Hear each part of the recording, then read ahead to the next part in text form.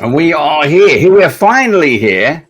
This is the end of 2020. I would say the end of 2025. We got more people joining as we speak. But the topic of conversation was while we've been down in. While I've got vodka and Coke. I may have had a couple too many. Mm-hmm. Very nice, very chilled. Is how you wear Santa's hat. I don't know how it's supposed to work, but Steve and Matt look better. Mine's just squashed underneath. Answers on a postcard. I'm just highly fashionable, to be honest with you.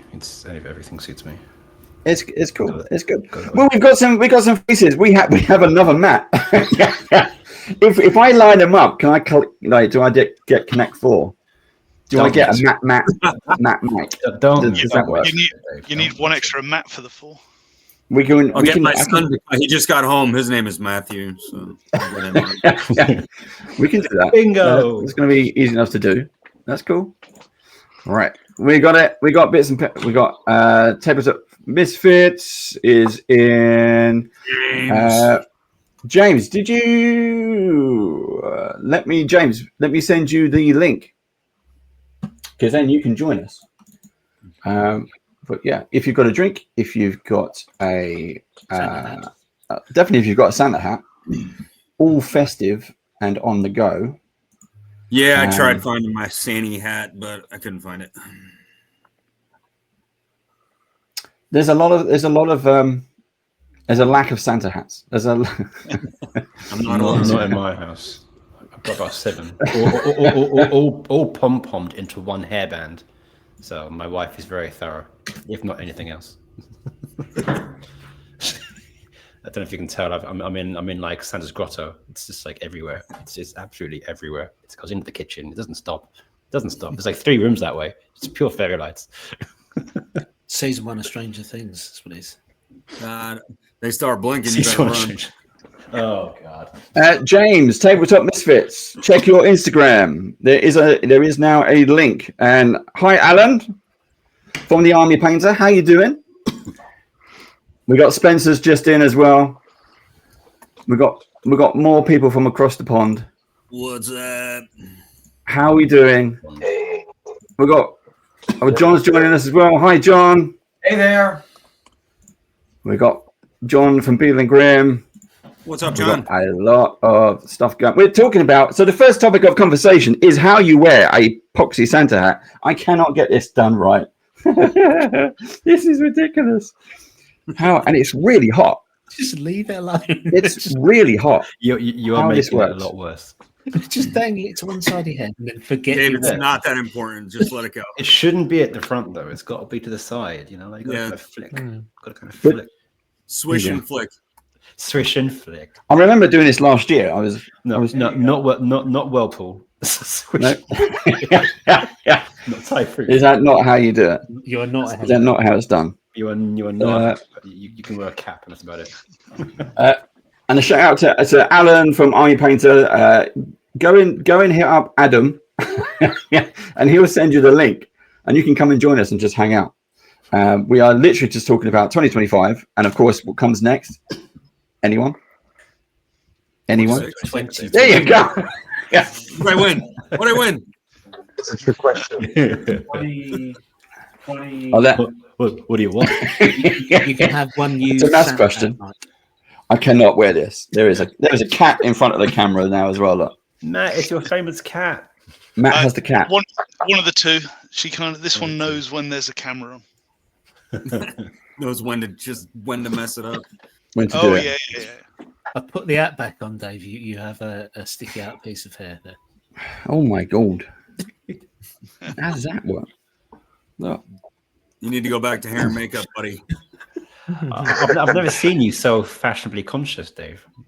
Well, exactly. It's been a while since we've gone on stream. Do you realize how many since we've had the studio, since the summer, since we got back from Gen Con, we've done very, very little online. Everything's been in the studio, which has been great, which is fine. But I have been inundated with messages saying, when's the next online stream coming? Because when we do the studio stuff, it's just for the British people. So we really need to mix it up a little. So we will be doing something in the new year. We've got some new games coming. Yeah, which is cool. But how everyone's really quiet. Everyone's like just waiting patiently. Waiting. You know how. For those of you who have been here before, you know what this is. What this is like. You're being very, very nice. You're being very, very polite. I have to ask Spencer, where are you? Me, I'm in Nashville, Tennessee at the moment. I thought you were going to Are you Pittsburgh. outside? I'm going on my way to Pittsburgh, but I'm stopped here for a little bit, so doing the show. Then I'll head out to Pittsburgh. From cold to colder. Not looking forward to it. I need one of those Santa hats. Yeah, well, you're going to need it. Uses the I best think. hat. You can say mine, it's fine. Absolutely Matt's, but biased Matt. It's just a great hat. I just really like my hat. His wife made him wear it. She didn't. John, when you do Drunken Mailbag, how many drinks do you have before you go on stream? It varies by owner. So you're asking the wrong guy because I'm the lightest drinker of the group, which they love to rib me about. And Charlie is probably the heaviest drinker of the group. Yep. So that really depends on who you're asking. Charlie, I think, just drinks moonshine permanently. Yeah, That's the way it seems to be. From the tap. He is unaffected by whiskey. It appears. Cool. Got up tolerance. Right, we are on a go. So you can buy an 8 pack of moonshine for like £24. I mean, I'm tempted to buy that. It doesn't sound very nice for £24, does it? But I know. I think authentic moonshine probably isn't orderable online. You've got to buy it from like some lay-by somewhere in like a jam jar. You've got to make that in some kind of. Has anybody seen this?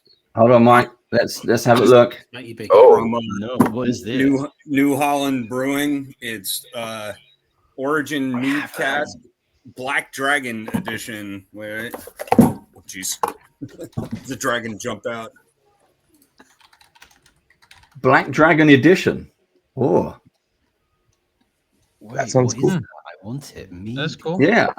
I did not. Oh, hello. I did not know that was a thing. That was pretty cool. I've lost Mike. There he is. I found the link for that. I have found a link for that. The stopper is a Black Dragon. Wow. Oh, that's cool. That's cool. Oh, that is cool. Have you drunk any? And you just kept the bottle for Broad enough for looks and everyone. feels, or Negative. It's actually I bought it for my buddy Kenya because he's been helping me out with some stuff. So that's his gift. So, Kenya, if you're watching, it's just spoiled the gift. Yeah, he knows it's coming. Surprise. That's done. it's a bourbon whiskey. Yeah, okay. That's cool. I like that. 50 proof, so it's packing some heat too. It is. You should see if you can get a bottle over to Charlie. He'd appreciate Charlie. that. That's cool. I'm just getting some more messages. I'm just going to post out some more links to people. Go on, Steve, over to you. Charlie prefers Quest's End whiskey. Oh, I got one of those. Up Yes. there, too. I think that's his preference. It's bias. Of course it is. Absolutely. So it's a horrible admission, but I've never drank bourbon. What is it like? Gasoline. Oh, good question. Gasoline. I think it's the good gasoline. The best kind of gasoline. Hey, what happened to Spencer? Where'd he go? He's lost his phone connection. Let's try and. Was he was in a diner or something, didn't it? Yeah, I think bourbon's essentially like a less peaty whiskey, so like a less taste of the sea, sort of your Kentucky stuff. Yeah, if you have a vendetta with your liver, perfect. We got James and Tabletop Misfits. I had to find my hat. Had to find the hat. Yeah. Nice one. And Cool. another Look one. at James rocking the Nerd Circus glass. I'd recognize that anywhere. Yeah, man. I got the Nerd Circus glass. I've got. I gotta go get mine. Some mixture of apple cider and apple pie moonshine. So chilling out. Moonshine again with the moonshine. I need to find some moonshine. Yeah, we don't have enough of it over here. And not for £24. definitely not for £24. Or from Amazon. You got the the blue green one one in there too. Yeah, the other one's in the other room. No, hold on. Let's go, Big Mike. Zoom.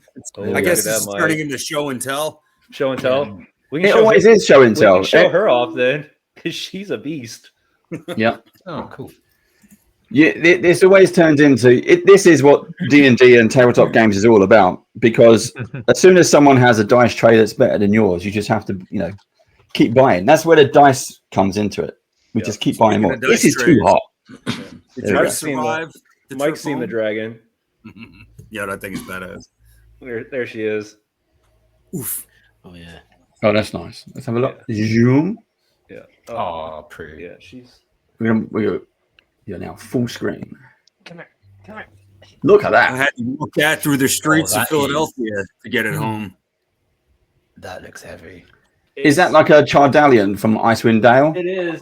I was thinking it that, is the yeah. customized version of it that we got at Gary Con. So Fantastic. yeah, That's it is not part of our Icewind Dale campaign that we're running because the original, based on our story, things have changed, and it has made the Chardalyn dragon stronger and angrier, and so we had to make a model that made it stronger and angrier.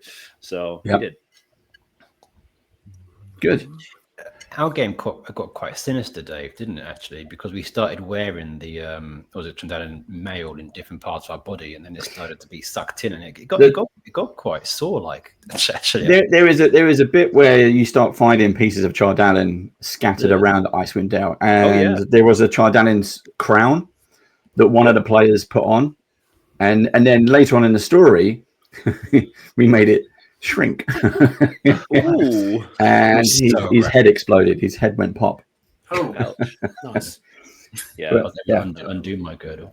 But people had girdles, people had belts, people had rings, and they, losing your finger was one thing. That Chardalyn is not something to mess with, and it's not until we're at episode 47 this week, or the last week was 47. And they're just finding out that there are people within Icewind Dale that know how to decontaminate Chardalyn, which makes things different. So now they have the ability to make magical items. So we'll see where that goes. I could be in trouble. Amazing. Yeah, we started infusing ours into armor. Bad idea. Yeah. Bad idea. Mike, gotta did I see clean it a chain mace on your wall behind you? Oh, Mike's got More show everything. and tell. Yeah. But Mike has a gaming room, so this Mike he has a has giant gaming room. this This is is his other real. dungeon. You can murder somebody with this thing. It's Alright. real. Yeah, it's got some Zombie weight to it. apocalypse. I am on my way to your game room. Yeah. Mike's got enough weapons to supply an entire zombie apocalypse in his game room. That sounds like a one shot. Yeah, there's some stuff floating around here. Mike's game room. Mike's game room one shot. That sounds So- great. I'm going to write it. Let's kick off some bits and pieces. So we talked about games. We've been talking about games for a little while because of course that is why we are here.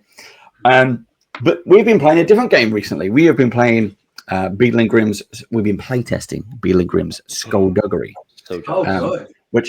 which John knows about because he lets us have permission to do it. John, how are you finding the playtesting and putting the book together so far?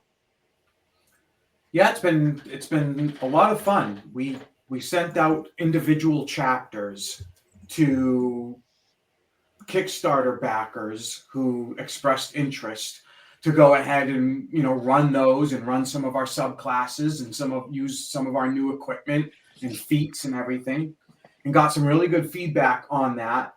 But Dave, you and I are actually the only ones who are running the entire adventure, like all the chapters front to back, to make sure that it all sort of moves, flows well from chapter to chapter.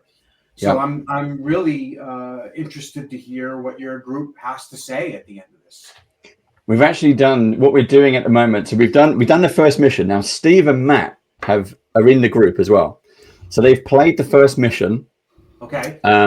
We've also recorded player feedback, but we recorded the game. We did it all in the studio. So we're going to write it all out. We'll do everything as we normally do, but we'll share the videos with you. But it kind of ended in a TPK. Oh, You think at the Right. church steps? Yes, on the church steps, out of the carriage. Yeah. They're technically unconscious, but they're dead. But they're unconscious. So we are. No, there are city, there are folks all around that could lend a helping hand. There are priests from the temple itself that could step in. So come on, Dave, have that. So there is one of the issues is so they kept rolling. I did it as a random encounter, so I am playing it as it's written, and one of the things they kept rolling were pigeons. So we had a lot of pigeons. There were so I'm going to tell you that because it's quite funny. The spy, the escort mission. Yes. So and they're dead. So they're gonna find this out in the next session anyway. They took the spy all the way to the cathedral. Let's put it in context. We did the right thing. Yeah, come on. This is a spoiler. Should we not be listening?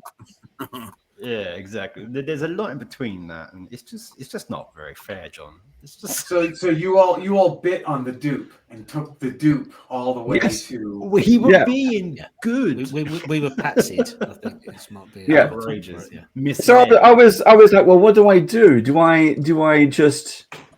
But they had too much fun with it, so I was like, well, let's go. Let's see where this goes. And I did. Even like the guy. So the guy who meets him in the middle of the street, I did the wagon that was kind of pulled over to one side just to kind of distract them. And they did everything apart from taking the wrong person. So yeah, it ended very badly. Oh, wow. All right. Well, but I'm going to put some pictures up here. Know if that's overpowered, if that last encounter you feel is just too much. Yep. I've got it all listed out. Yeah, in fairness, we have a very unoptimized party, so very unoptimized. So, John, we've got the premium edition up on screen. What can you tell us about the premium edition when it comes out? Yeah, so as part of the Kickstarter, we offered several tiers. One of the tiers was just getting the book, right? Because people just want the book or the PDF of the book. But then for those folks who like our box editions, we did an immersive box set that will come with battle maps and handouts and artifacts and all the things that people would expect in a Beadle and Grimm's box.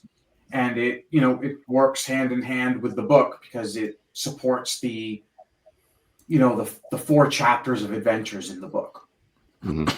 And when do we expect? We're saying that people who back the Kickstarter should expect this to ship in September. But if I have my way, I'm going to make that more like July. Fantastic. I'm going to beat that date. Are you going to try to get it out for Gen Con next year? Boy, that would be pretty cool if we were able to do that. Actually, I don't know. I mean, I'm hoping for July, but that will mean everything falls our way.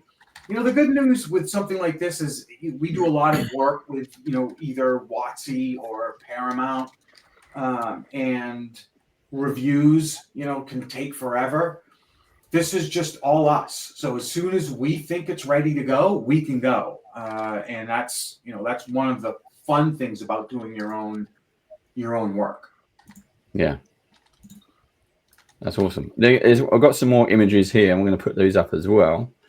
Let's see if we can get to this one. So we've got the book itself. We've also got some pages from the book. So as well as your classes, ancestries, what else we got? Skills, feats, equipment.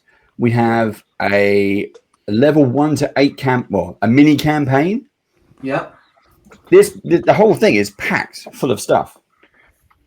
Yeah. And there's a section that has extra like shops and organizations that you could drop into any city campaign. Yeah. So and then it has an NPC section in the back where it has a whole bunch of. It's all urban, right? It's all urban based. So it has a whole bunch of urban type NPCs that you can throw into your adventure when you need them. Cool. I think Steve's thrown up a link as well to the backer. If not, he will do. I'll give him a kick. Where did Steve go? Nobody uses him. Steve's in the back at the moment. Technical. But Steve dropping off is not handy because now he can't push any of the buttons. Oh no! So I'm not sure why he's dropped out. It just shut down earlier. So Spencer keeps amazing for that. Yeah, it's done. I'm back now. I'm back. Todd Stashwick in the house. We got Todd Stashwick in the house. Hi, Todd. Wait, friends. Cheers. Yeah. Oh, we're doing another one. We do cheers. There we go. Cheers. Cheers, everyone. Oh dear. I'm gonna crank up the volume here, Kings. I need a drink. There we go. Is that John? It is. Yeah. Hey, John. How are you? Living the sweet life in Southern California's beautiful San Fernando Valley. I know you are. Hey, that was great. Great. We're just talking about all the skullduggery, the new box set coming out from beadleandgrimms. We're playtesting at the moment, Todd. What? Exactly. Yeah. Sounds piratical. We are not disappointed. So I have a question for Todd, if it's okay. Go for it. Yeah.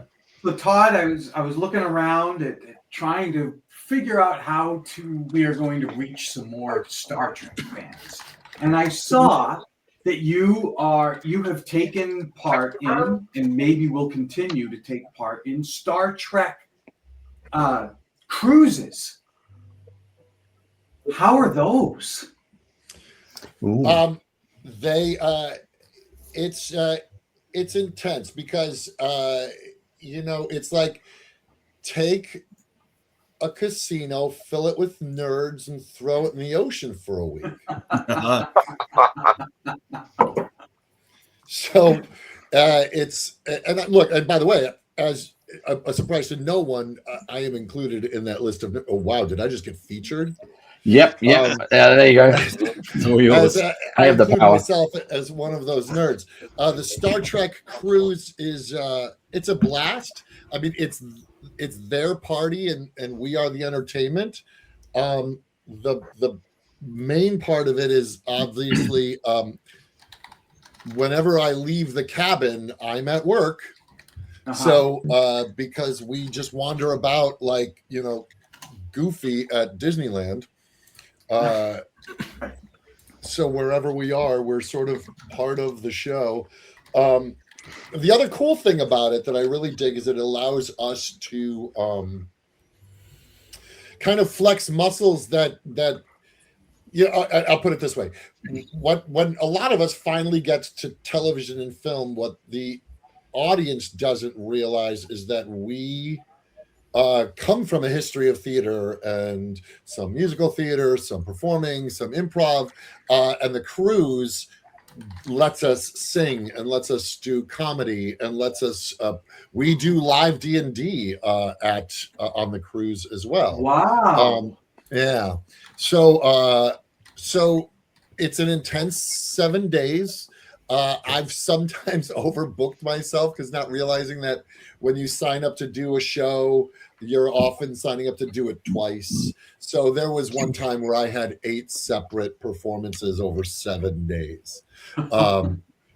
So it's pretty intense. That being said, it's a lot of fun. I get to kind of go on vacation with a lot of my friends, and in many ways it's a Star Trek family tree reunion because we a lot of us don't get to see each other because we're not currently working on a show with each other. And then because it's a family tree, it's like you take the original series, which is this trunk, and then all the branches are like Strange New Worlds, Discovery, Deep Space Nine. And then the cruise and a lot of the Star Trek conventions are where we kind of get to see our cousins from the same family. That was a pretty windy answer to your very simple question, John. That was windy. That was awesome. That is awesome. We had one of the things we did. I'm going to jump track because that's what we did. We had a load of questions coming in as Todd joined. Todd, you were in the UK earlier this year. For 6 months, we never managed to hook up. I know. But we've been, so while you were over here, we've been building the studio. And we kept saying, Todd, you could come down, check out the studio. You know, we're near Gatwick. If you need a plane anytime, hit me up. I've got one ready. We have the Badger plane ready. Every time I would reach out, I'd be like, okay, I got today free. And you're like, we're in the middle of a thing. And you'll text me like 8 hours later. Like, do you know what? Right. We literally started our Vecna campaign. We played Beadle and Grimm's Vecna campaign in the studio the first day. We were 1 hour in. Your nose so far up. Do you know? I have to. This is what we do. This is how you YouTube playing stuff. Beadle and Grimm's Vecna campaign. Go on. Yeah, exactly. By Beadle and Grimm. Go on. And it was awesome. It has been absolutely awesome. But we had having the studio. And we said, you could be our first guest. We can make it happen. And then you messaged me. I was 1 hour into playing Vecna, and you're like, Dave, are you free? And I'm like, no. Because you were knee deep in D&D. Grimm's Vecna. Yeah, I was playing some games. Yeah. Which Vecna was that? Which one? By Beadle and Grimm's. Oh, good. The Beadle and Grimm's Vecna. Yeah. We will say it again. I don't own that one. I will. What? No, I don't know that one. Oh my god! We have. I'm going to show you this healthy Beadle and Grimm's collection on my Beadle and Grimm's shelf, sponsored by Beadle and Grimm. It's them guys get around. We can send you a link if you like. If you, you can't see it in the shop, but I do have the Beadle and Grimm stuff just there. I'm going to show you this because this will showcase you. It will show you the studio. We've had. I'll show you. We've had a ton of people coming in, but this is something that we put together just as a funny. We didn't realize that all the cameras are rolling the whole time because we're not used to doing this kind of stuff. We're learning. We're practicing in the studio. But yeah, take a look at this. I've got to see if it works. Hold on. We got to take that one down. We got to put that one on. It's gonna be a sizzle reel. Is that what we got? Yeah. This is what we got. Yeah. Let's give this a go. All right. Fun. Your audio is spectacular. We should overdub it. Don't do that. Please don't do that. Look at that table, though. Well, that's okay. I just ate a cat. Oh my god, man! It sure was yummy. I'm surrounded by too many men. I'm one of them. Wow, that studio looks great. It's beautiful. Absolutely beautiful. It's absolutely beautiful. Only Ty was able to go there. Oh, welcome. I know. Apparently I had to book it out in advance, weeks before. There's nothing spontaneous about the Band of Badgers. By Beadle and Grimm. That's not even on there. Uh-oh. I know. That's why I had to include it. By Beadle and Grimm. Quickly.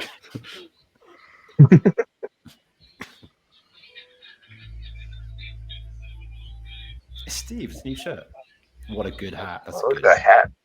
I got a hat too.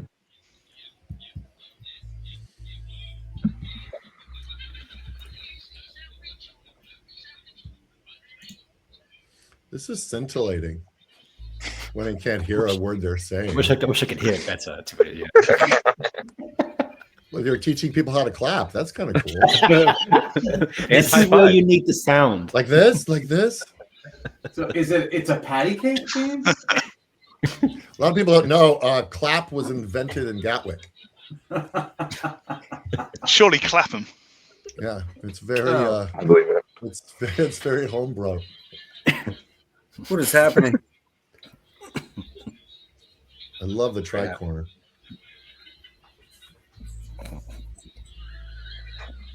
Oh, look at the nice hat. I know. Oh, look, Steve's got a Beadle and Grimm hat on. Sponsored by Beadle and Grimm. Oh, let's go.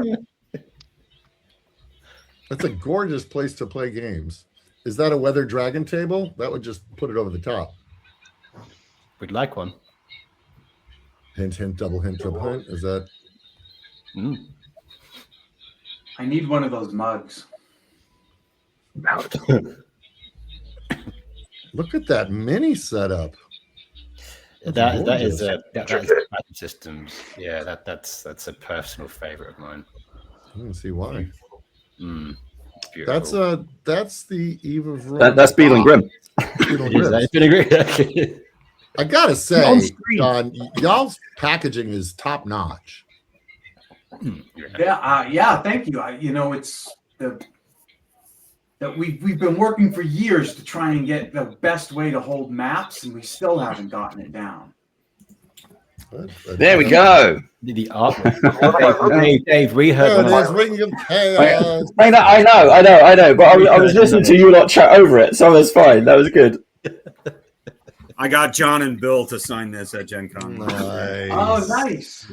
Nice. Look at that. And the Badger signed it too. Dave's on there somewhere. Hey. Oh, Dave. Nice. John, last time I saw you was when we did Purple Worm at the comedy store. Yeah. That was fun. Yeah. That was fun. That was really fun.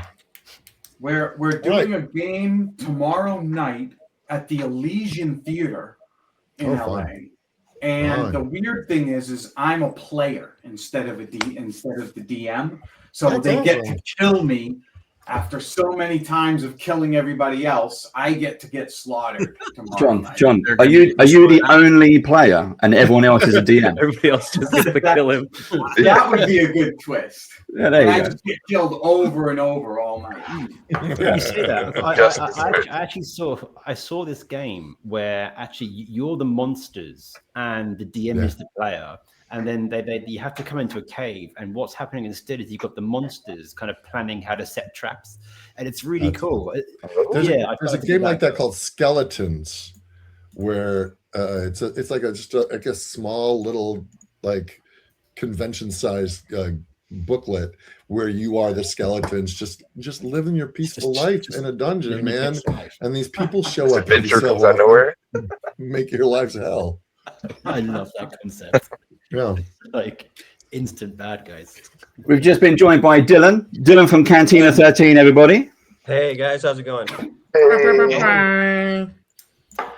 Dave's hat is becoming as receding as his hairline, as the as you can tell. Ouch. Well, I can't talk. I have no. This is why I wear the hat. So if I wear it too long, that's where it goes. You see, that's what it is. Yeah, exactly. Oh. Is one hat going to go off of one camera and reappear on the other? That could. No. Oh, wrong side, guys. Sorry. Hey, I should go to Mike. Here you go, Mike. I'll put you on. Yeah, 50-50. That was going to work. To finish the reel. If it wasn't 50-50. Actually, Matt, while you're chatting there, I thank you, by the way, for the battle mats. I really appreciate you leaving that in the studio for us. Are you going to be releasing anything like more dungeon specific, or have you? And I just don't know about it yet. That's another question. We've currently got a live Kickstarter through till I think Thursday next week, which is Dungeon Reignited, which is more dungeons. That's one of our 2-book sets. So just tons and tons of map pages of dungeons that work with every other page. So you can kind of like switch them around the place. And I noticed recently, I actually don't There you have go. much dungeon. I have terrain for days, but it's nothing to do with the dungeon. It's like I've got to find something, or it's all theatre of the mind. So no, I'll take a look at that. That's awesome. No, well, this one's very much all dungeon, while trying not to just be nothing but stone floors. So there's plenty of chasms, walkways. Nice. Oh well, there you go, Oh, chasms wow, and walkways, beautiful. Yeah, I like Oh, that. and perfect. all that sort of stuff. So yeah, lots of different but complementary designs. So it's sort of detailed but generic is what we aim for. It's fun. All this sort of stuff. I think it's just great. That Why is it blue? What's it blue? Can we see the real version? The blue version. Why is it blue? Is that what you said, Mike? He's having a stroke. Yeah, I don't see blue, but I'm also colorblind. So if it is blue, Is the blue in the room with you now, Mike? Yeah. That was so weird. On my laptop, it was blue, but on my other screen, it's not. Tastes like toast. Are you okay, bud? You okay? That was close. Go on. Well, I was suddenly panicking that the entire thing was blue, but hopefully not. The blue edition. It's the blue edition. We got toast. This is Picasso period. We've got something here which we'll also do. So for those of you who don't know who Dylan is, Dylan's Cantina 13, an awesome YouTube channel, also available on Instagram and everywhere else. Composers, music makers, TTRPGers. You've also got a whole series of paper cut terrain, characters, monsters, everything else. How you doing, Dylan? I'm doing good, man. Just getting over a flu, so my voice is a little shot right now. But other than that, it's been good. It's been a busy year. I was really excited to share something with you. Big project. It's not a Cantina 13 project, but the person I was working on it with said I'm not allowed to show any pictures. So I might paint you a word picture on that. But yeah, no, it's been a really great year. It's my first year doing content like full time. And it's been a crazy kind of learning experience, to say the least. Some months are better than others, but yeah, no, it's been a lot of fun. But yeah, how have things been for the band of Badgers? Always busy. This year has been insane because we, as you know, we built a studio. No problem. Hold on. We built a studio, so that was always handy. And so we've got that happen. The studio is insane, by the way. When you sent me the pictures, I was blown away. Honestly, the pictures do not do it justice. It's great. Honestly, it helps. It had the immersion that it unlocks is insane. So I just plugged the studio. Grow Studios #. Having something which is more like it feels more like an escape room because it's all 360. So you're completely enclosed in a Badgers tavern. So everything is there, and we've already got plans for what we're going to do next. And you know, we're learning. We don't know this stuff. This is completely new to us. We don't know it. We're going to upgrade the cameras. We're going to upgrade the sound system. All of that is still to come. But actually, so this ticks two boxes. One, Beadle and Grimm. One, Beadle and Grimm, but also Cantina 13. So Dylan, you did a piece of music for us quite a while ago. And we've adopted that as our signature piece. So hopefully, as people start to get used to it, that will come out. But so everyone watch this. This is our Vecna end credits.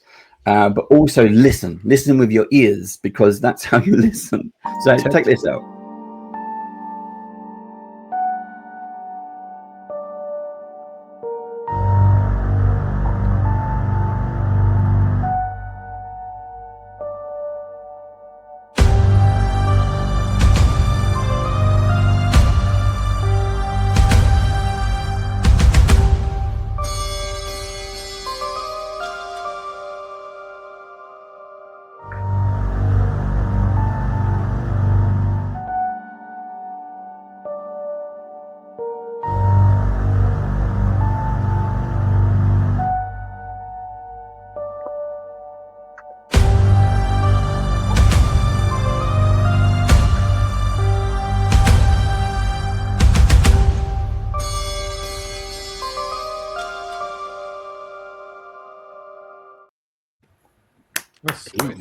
That was beautiful. Now, where's all that Absolutely art fantastic. from? So that again, Todd? Where's the art from? The art is from the book. So we've just used the book, take it directly out of that and put it on. And then I'm not being facetious. Is that the Beadle and Grimm book, or is that the D&D book? And I'm curious about process. John, when you guys put together a deluxe edition, do you solicit new artists, or do you just transfer the art from the D&D edition? The only time we're going to solicit new artists is when we do bonus adventure content. We solicit new artists to support that. Sure. If we are creating a new battle map that isn't already in there for some reason, we could commission a cartographer for that. But for the most part, our boxes are, let's take the artwork that's already in there and give it to you in a way that you can hang it on the DM screen and not have to hold up the book and showcase it to the players. So again, because I'm a sucker for process. Does Wizards just send you assets then, because it's a licensed property, and then you get like good PNGs or good transfers of all the art to then repurpose? Yeah, and it's a bit of a process. Like, we want to get the early draft really early. He's like, I'm out. Dylan's like, I don't need to hear any of this. Oh, did I get cut out? No, Dylan just bolted. It's like, screw this conversation. You heard my music. I'm gone. He's done his piece. That's it.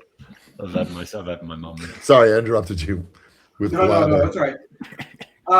So we ultimately get all of their native source files, and we work with those.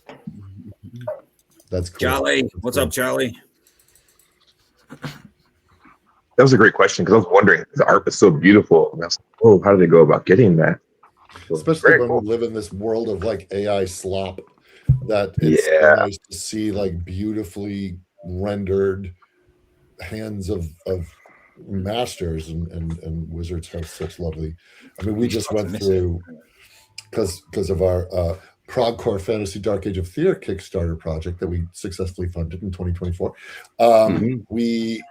We solicited a lot of original art for that book, and it's been exciting for me because it's sort of relit a fuse in my pencil, where I'm able to now. I'm like, wow, I'm drawing again, and it's going to be used in the book. Oh, you decided to come back, Dylan. We weren't talking about you or nothing. My audio died entirely, so I wouldn't know if you were. That's fair. No, that's fair. But the process of wanting to, again, because AI is a bit of a brush fire right now, and there are so many talented people whose hands are not being put to great use.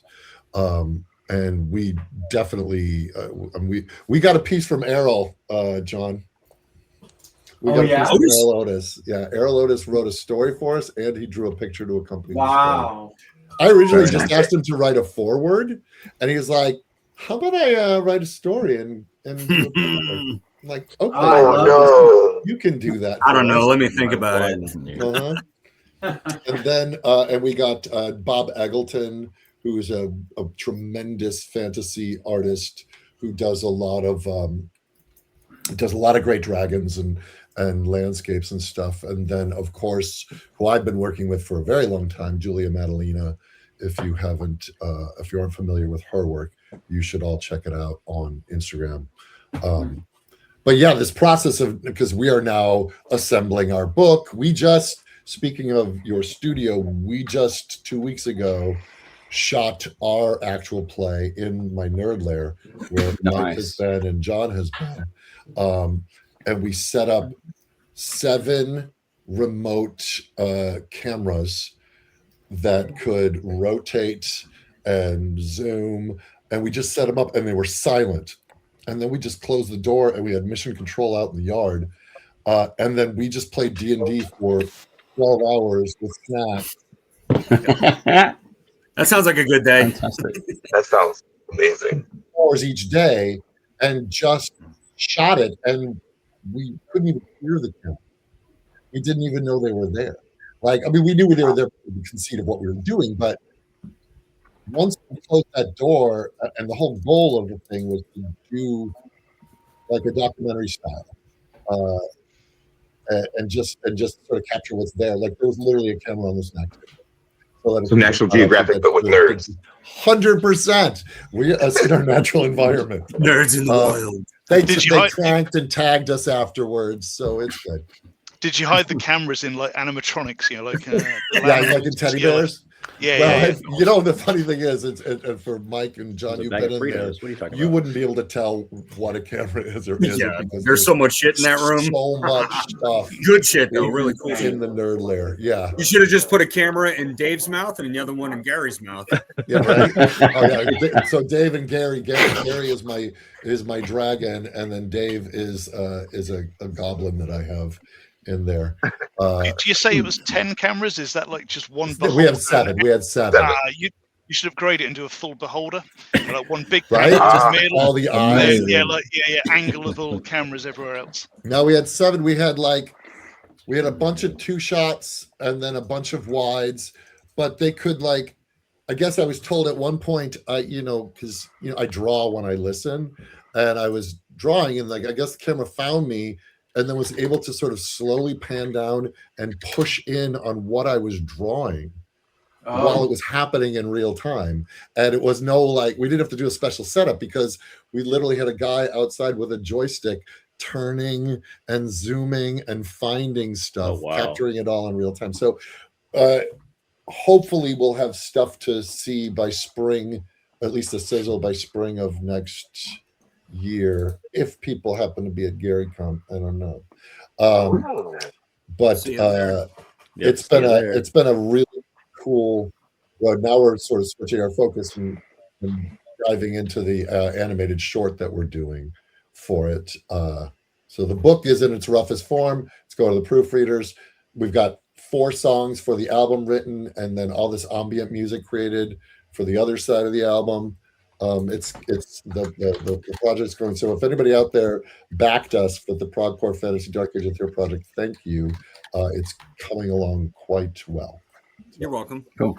So speaking of the nerd lair and everything you've got going on, let's see if this can work. There we go. I don't have that one. Oh shit! This is over to Mike. This is the new one. Look at this. Wow, look at that one. That's the Atlas. Look at those sexy braziers. That table kicked my ass. That was a big one. I'll bet. Wow. But all worth it. Yeah. Look at that. Wow. Those sexy braziers. That's and then there's dark mode. Past those, can you? That's what? You can't see past the braziers, can you? Because they're so sexy. It's like getting lost in her eyes, man. How heavy is the table? Good God. Heavy. I don't know. You don't ask the table how heavy it is. It's At least 500 pounds. It's like, can I pick it up? Put it. No. I mean, I would never He's game not during gonna- the day again. It would have to be all night gaming with that table, with those lanterns. I need That's the I need a reckoning. table by day and like a gaming table by night, so my wife can have what she wants, and then I can have what I want just beneath it. Have you got any kind of flip tables? Like, No, I'm pretty what all you see out. is what you get. Yeah, that's fair. Are you aiming for like the Spider-Man secret lair there, Matt, where you press a button and it just swaps all the furniture to gaming furniture? That is exactly what I'm aiming for. Yeah. I thought if I start the table, I can work on the walls next. You know. It sounds There like you a gap go. market for like full house conversions. You know, flick the switch, gaming house. That's A it. big Yeah, the thank whole you to house can Charlie change. for that comment. That was awesome. That's Hold on. I think it's awesome too, Todd, when you talk about that with like the immersion. It doesn't break the immersion through the cameras. They're able to capture that in real time, and yet you guys still get to be doing your own thing. That's just I mean, it was. amazing. I've had, and I'm sure you guys can attest to it. Like there's such a delineation often between performed Dungeons and Dragons when you're doing it for a live stream, because I've done them for Beadle and Grimms, not Vecna, but I've because I don't own it. But we've done Fast and Purple Worm, and I've done a lot of charity games and performed D&D is a different event than a home game. It just feels different, and for good reasons, right? I mean, there's no audience when you're in your home except your friends, and you're doing it for the love of the thing. And so we were like, well, how? It's the Heisenberg effect. Like, when observed, it changes the event. But if we can forget that we're being observed, how does that change what we're doing around the table? And it absolutely 100% does.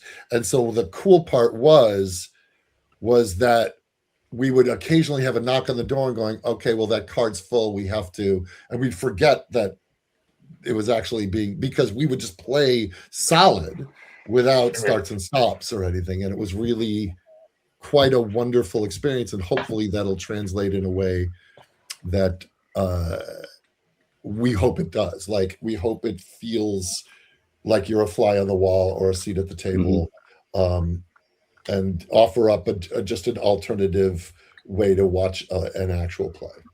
We'll see. I mean, they have literally maybe 30 hours of footage that they're going to have to cut down into episodes. It's like the big brother of D&D. Pardon me? Yeah. Like the big brother of D&D, like Phil. 100%. I mean, we did get into fights and we voted somebody out. But it was, and this has been a dream of my partner in crime, David Nett. It's been a dream project of his for since he was working at Geek and Sundry. It's just the logistics of it are not easy, right? Like, we had to rent, like, my house was mission control. Plus, it was pouring that week in Los Angeles, so we had to tent the entire backyard. You can, if you go to my Insta, you can see pictures of the event. And we had a great cast. We had Mark Bernardin, Anjali Bhamani, Yuri Lowenthal, who you may know as Peter Parker in the Spider-Man video games. Drea Letamendi, who is she does the Arkham Asylum doc podcast, Arkham Sessions, and Felicia Day, and then David Nett was our dungeon master, who's been my dungeon master since 2018. That's an all-star cast. It was really good, and we played on the Weather Dragon table. We got some more. We got some more plug-in for Weather Dragon in a sec. Are you ready, Mike? To do? You got some announcement to make? But before that, announcement thing. I'm gonna get rid of Badger Matt because he's got to jump off because we're getting more people joining in. Just you know what to do. You just push the Badger button. You'll be back. Great seeing you guys. Take it easy. See you, Matt. I'll jump out after the announcement too. Then I gotta head to Pittsburgh. Go on in, Mike. Over to you. So we're good. Yep. So I met Spencer at Gen Con this year. Was following him for a while, and I believe he was following me back. When he came to the booth, we connected. Spencer's awesome human being, great energy. We got to chatting, and he planted a seed in my head. Spencer, correct me if I'm wrong. You're 40 years old, and what you do, armored MMA, you really can't do that for too much longer, right? You're beating the hell out of yourself. So how much time do you really got left in the ring? So he expressed interest in getting into the TTRPG industry. I have made some extremely cool connections since I've been doing this for about 5 years now. So my brain started going. I'm like, let me see if I can put something together. So I started doing some research on a venue. Started reaching out to people to DM the game. This guy Todd too, but unfortunately he's way too busy and just can't do it. But I couldn't do it. I'd say I couldn't do it. I just couldn't commit hard right now. Right. And it's taken on a life of its own, and it's definitely it's happening because I was gonna do it today. I was gonna put the deposit down on the venue, but they didn't send me the link yet. The charity we chose, if you want to pull up, put that picture on the screen that I sent you on WhatsApp. The little one. Yep. Oh, here it goes. About Yeah. 2 months ago, that is my nephew. He was placed into our custody through CPS. So because of his situation, I chose a charity that is devoted to helping children. It's the Children's Advocacy Centers of North Carolina. So that's the charity that will benefit from the event. We're still working on a DM, but we have Professor DM from the Dungeon Craft YouTube channel as a player, Baron DeRop, who runs the Dungeon Masterpiece YouTube channel, and he also runs Green Dragon Fest. Spencer is going to be a player. We just locked in this morning Tank Tolman. That's huge. Tank's going to be a part. And Kelsey Dion is almost she's pretty much a shoo-in because she runs in the same circle as Professor DM and Baron DeRop, and Baron's going to approach her Monday with what I'm doing. So Baron's like, if we're doing it, you can count her in. So we have pretty much 5 seats filled. We got one more to go, and finding a DM. We are talking with Anjali Bhamani, but man, that woman is so freaking busy. I don't see how that's going to happen. But I do have a backup behind her also that I'm in chats with. So it's going to happen. It'll be this Saturday night, August 1st, at the Basel Theater at the Athenaeum, where the Glass Cannon did where they do their live play. I have this Saturday booked. They do Thursday, Friday. Awesome. Are you going to have one of your tables on stage for the event? I'm going to make what's the word? Like stage show style, like tables meant for that. Very cool.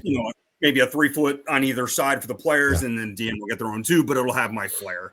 That's great. In my style. I'm going to host the event and in my tables. So that's awesome. Congratulations. Awesome. Thank you. Congratulations, you guys.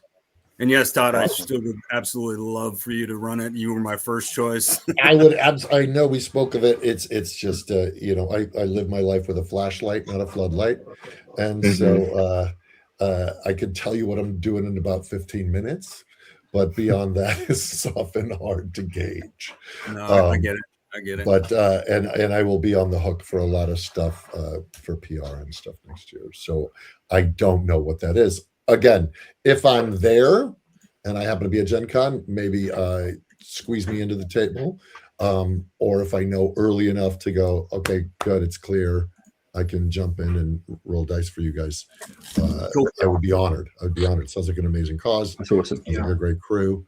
And what a treat. Congratulations. It's going to be fun. I'm stoked. It's been such a wild journey from, I don't know if he's in the chat, but Gatto Blaster would be his handle. He's an older gentleman who, when I got back into D&D about 8 years ago ish, he might be able to answer this better than I could. He pretty much ran my first game for me getting back into it. He is a grognard to the T.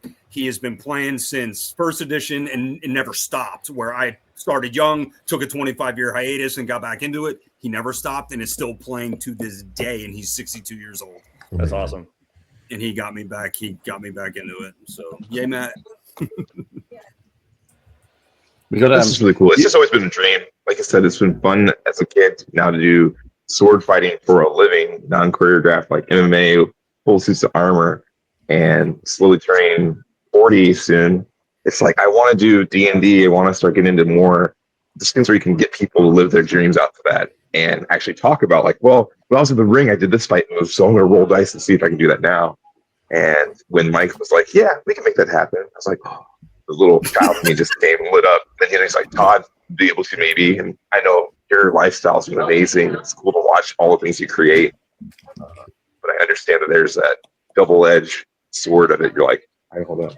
But there'll be more things in the future. Yeah. That is awesome. We'll make sure we meet up again at Gen Con. Most definitely. I'm gonna try to come to your side of the pond. I got some other things to do, and they have tournaments all over the world. So make sure you book him weeks in advance, though. Definitely. We'll get you in the studio. We're right near Gatwick. You've got to fly into Gatwick. Don't go to Heathrow. It's a horrible place. Go to Gatwick. We'll look after you. Definitely. I will be there in May, actually. I'll be in London in May. There's a convention at not Gatwick. It's at the Heathrow Hilton Star Trek convention called Warp 2 that I will be appearing at. Yeah. I might have to piggyback off of that to go see that. That'd be fun. Let's talk. Well, thank you guys for your time. I'm looking for cons to like you know. John, UK Games Expo. UK Games Expo. That's come here, all of you, to come here. UK Games Expo. It's a mini Gen Con. Yeah, Birmingham. It's a mini Gen Con. 4 days. You can take a little trip to see one of the homes that Tolkien grew up in. Yes. And then there's a little mill right there that has like a little exhibit for a little Tolkien exhibit. So it's a nice little sojourn. Because I was there a research trip then 2 or 3 years ago. Yeah. And then if you're in London and if you're a Tolkien fan, you go to Oxford and you see the gravesite and you can see the house that was written in. You can see the bookstore where he sold his first piece. I mean, if you're into Tolkien, but where's the Christmas jumper, Matt? Christmas jumper, Matt. Look. I bled for it, dude. We got you. My wife got me this. I've got no complaints. Well, thanks. So I'm gonna pop out. Appreciate you, Van Badgers. You guys are awesome. Pleasure's mine. Talk soon. I just followed you on the Insta. Oh, thank you so much. Excellent. Cheers. We'll chat. Oh, Cool. speaking of Instagram, Speaking of conventions, I'm pretty new to that world. There's no conventions in Canada. We have like Fan Expo in Vancouver, which is just kind of like an amalgamation of everything. So I have to travel whenever I want to do something like that. If I'm going to go to one convention next year, what's the one I should go to? I hear Gen Con's good, Adepticon. Dave, every time I talk to you, you mention 3 new ones I didn't know existed. Here's my pitch for Gary Con. Okay. It is, and look, I grew up in the suburbs of Chicago. I was playing D&D in '79. I used to walk. We would skip camp and we would walk up the shore to go to the Dungeon Hobby Shop, which was owned by TSR, and their above it was their headquarters. That's the town that D&D was invented in. You can go to the house where the games were originally boxed, where Gary would run the games in the basement. You can go to that house and tour it. It's an intimate convention. It's like 2,500 people. And there's something about rolling dice in the Midwest in the wintertime that feels like home. And it's really, there's no corporate sponsors. It's just about the games. It's just about the people. It's small and intimate. It's not like Gen Con, which is like the Comic-Con of gaming conventions, which is just really intense. There's something really game focused and really intimate about Gary Con. And I don't know, John, you've been, Mike, you've been. I love it just because it's the city that the game came from. And it's quite lovely. Any thoughts to add? Gary Con is very personal because it's so much smaller. Gen Con is sensory overload. Yeah, but it's just huge. It's like if Gen Con was the mall, Gary Con would be a store inside the mall. It's like Gen Con. It was my first time at Gen Con this year. It was my first time in the States this year. I saved up for a few years and went out there. But it was more to meet everyone, because everyone I've been working with, everyone I've been chatting with, writing books, playing games. Again, Beadle and Grimm teams, we've known them for years now. It's weird. We've known them for years. But we've never met face to face, and we got to meet in person. And you mentioned the Purple Worm show. It's phenomenal. Just being in the audience. Yeah. And this is why I keep saying about coming over here. Don't just come over, but come over and like come do your shows here. We don't have that in the UK. We need those big stage things. It will be phenomenal. That being I said, think it will really change the game. I invited Dave out to Canada, and then he left me on red. So take that as well. Did you do it on the same day? I'm still saving. Yeah. Although it was that was what was that? That was the game house, game manor. Yeah, so basically that was kind of the project I was working on, and I'll say as much as I can without getting in trouble. But so back in June, these guys made this like big like D&D tavern. It's basically just like a big old table, not as cool as Mike's. Like all these arcade games. It's like a big stone like room just for playing D&D in. Dice Cream Sandwich made a video about it when we were all there. It was like Dice Cream Sandwich, Theater of the Unaligned, Quincy's Tavern, a bunch of other like cool creators, and then it did really well. So the owner of the property was like, "I'm going to make a full property based on D&D." So before doing content creation, I was a carpenter. So I just went there and I helped him build this massive like D&D mansion. So there's like these like big like stone like D&D like cobbleways like end in like this big fire pit on like a burning D20 and like this like big amphitheater and like all these like secret hidden rooms. And I have probably said too much already. He said don't say anything about it till he posts it, so I'm gonna kind of stop there. But hey, that's everything. Off with your tongue. Just send over the NDAs or invite the badgers. Get the badgers over. Well, until you've gone international. It sleeps like 50 people, so I mean, it's a good place to make some content, play some D&D, meet all the people. Like we only went out there for the day with all the other creators because we're just kind of like, they're like, oh yeah, like because I do the content with my brother. Like, oh yeah, you guys can come stay for like the week, just the two of you, and we're like, I don't like those odds. I need like my whole support group of everybody to not feel awkward around everyone else. So we just went out for the day, but like they made some amazing content when they were up there. We made some cool stuff when we went in October, and like with this whole like big house that's done now, it's going to look absolutely insane. And like I said, like there's secret doors and trap rooms and all sorts of stuff you'd expect out of a D&D mansion. So that is awesome. We definitely need to check it out. And I've seen your stuff on Instagram as well. There's loads of pictures and videos there on it. Yeah, that's just a smaller house on the property. Like there's an entire like I don't even know what to call it, like resort based on it now. We definitely need to check it out. We're also going to quickly say hi, Dallas. I know you've been sitting there patiently. Hi, Bill, as well, snuck in on the sides. But we talked. So going back to what Todd was talking about his Kickstarter, his book, his experiences, and everything that's been going on. Matt, who's also British, has patiently been waiting, standing in the queue because that's what British people do. We've been standing in this queue. Matt from No Short Rests. He's a fantastic writer. He's a British talent. You've got some writers and some publishers here.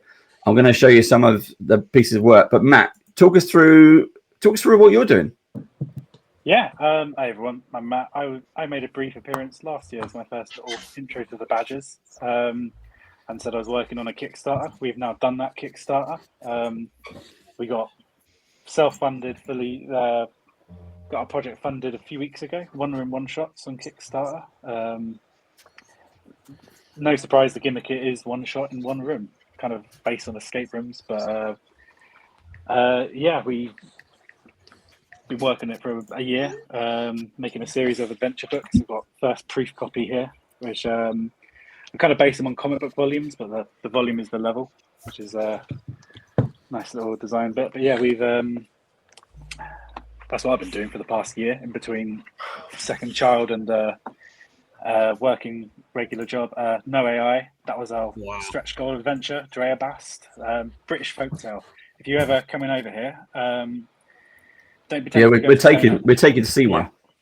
Don't be tempted to go to Stonehenge. Come to Avebury. We've got like stone circles, old barrows that you can just walk into and climb into, and that's what this adventure is all based on. Like the stuff just round the corner from me.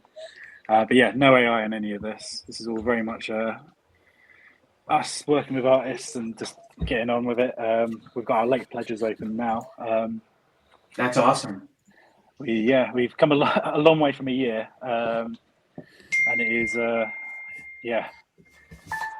lot of work and a lot of stress, and it is a relief that I can finally go to the actual creative side of it again. Kind of working on all the books we're doing. We've kind of realised that we couldn't do a big compendium, so we did the individual adventures. So yeah. And you've also done a team up. Yeah, so we reached out for support. We're in Chapelwick. They've done Chapelwick's by Let's Roll Press. Let's Roll Press, yeah. So we reached out to them for advice of like, hey, how did you guys do so well? And got some feedback and things, and just chatting to them. Really liked our stuff. So we're writing 13 one-hour encounters based on their Kickstarter for them. So it's from a year ago where we had nothing. This has come a long way for us and for me as well, like writing all this. So it's we're doing 13 Eldritch Horror 1 hour encounters. So for anyone that backs both the projects, which is honestly, I'm more excited about writing that than my own stuff, to be honest, because it's who doesn't love Eldritch Horror? And it looks phenomenal. It really does. And the stories. So I met Matt a year ago, over a year. Yeah, exactly. Almost at Last Dragon Meet. Last Dragon Meet, yeah. So just over a year, literally just over a year. And reading some of his stuff, it was like I think it was a £5 just to pick up this small kind of A5 ashcan comic book. Beautifully written, really illustrative. Got me into the scene straight away. This is something not a style I have read before. I think that some of the stuff I've seen since reminds me very much of kind of Matt Colville, MCDM. So very, very high end, beautifully written. And it's all done by Matt. And so my audio cut out for Matt, but nobody else. So I just saw a bunch of amazing artwork and no context except for like Dave probably for the best and like the odd affirmation here and there. So I want to, Matt, I see you follow me on Instagram. I'm just to go follow you back. I want to hear all about that later because that looked sick. But I do have to go, Dave. I got to go pick my daughter up from school. Thank you so much for having me. Sorry for the in and out here and all the audio dying. But yeah, no, this was a great time. I appreciate everything you do for the community. Just being in the same channel as Beadle and Grimm is a dream come true for me. So as well as other people here. But yeah, no, thank you so much for having me here. Cool. Always a pleasure, Dylan. Always a pleasure. We get to do some more music. Yeah, and you can come out to Canada and stop leaving me on red. Good. Yeah, I think we'll probably ask for more music as well. Because you've done at least 2 or 3 for us as well, Dylan. I love you. I'll talk to you soon. Also on the actual play front, we did our first recording of games, but we decided to do it on a riverboat because we just thought that doing a first-time recording wasn't challenging enough or stressful enough. We were doing like the gentle rocking and geese. Todd knows this, but we have D&D in a castle here in the UK. You got it in the States as well, but we got proper castles here. But now you've got D&D on the Thames and riverboats. So yeah, D&D on a small, not a cruise ship. It's not that fancy yet, but we might get there. I mean, there is already D&D on a cruise ship, so that's yeah. There's D&D, but in it, you got to think how small the UK is. This is much more D&D on a boat. Oh yeah, what is that? Darub on the Damned. almost. So they're doing Riverboat to Bronze Castle this year as well. Yeah. So something to Transylvania. Yeah, that I'm trying to decide if I'm gonna just throw the money in and go for that one so badly. We got also. So I've got some messages coming in as well. Sorry, guys. Dallas, you've also been waiting patiently. How are you doing? I'm doing great. I'm a very patient person. No rushes here. Except for I gotta go to meetings, so I can't stay super long. Sorry. No, that's all good. That's all good. Dallas is a pro painter working at Atomic Mass Games that we've had on the show a couple of times now, doing some painting for our brush off show, doing some miniatures. But again, also got to meet him in person at Gen Con. And awesome awesome guy. What are you working on at the moment? What's next for? Are you allowed to say anything yet for AMG? You're amongst friends. It's fine. Oh yeah, this is Cone of Trust, right? Nothing. Yeah, leaves yeah, this, yeah. Nothing leaves this chat. I'll just tell you, fall of Always. 2029. We got. Just give us AMG's complete, rundown for the next 5 years. What's the game plan? Let me grab these miniatures down here. We got Star Wars. There's Marvel. What else we got? There's more Marvel and more Star Wars. If you just saw, we just did a main extravaganza, which is our sort of our end of year reveal. We revealed a whole ton of stuff for both the Legion and the Marvel game, Crisis Protocol. A lot of cool measures, and then of course Adepticon's coming up, and we really love going all out for that because you guys were talking about the different conventions, and Adepticon is so miniature focused. Like it's such a good one. Like we love going to that one because we're a miniature game company, not a role playing game company. So we really throw in some really cool spoilers will be coming in Adepticon. So be ready for that especially if you love Star Wars and Marvel. Like I have a question. Are you going to make a paladin mini? Just random. Just a random question. I marvel at your choices, Todd. Oh, I don't mean a paladin as in a class. I mean it's coming out. A Marvel character. There's a vision coming. Let's go. Yeah. You like paladin?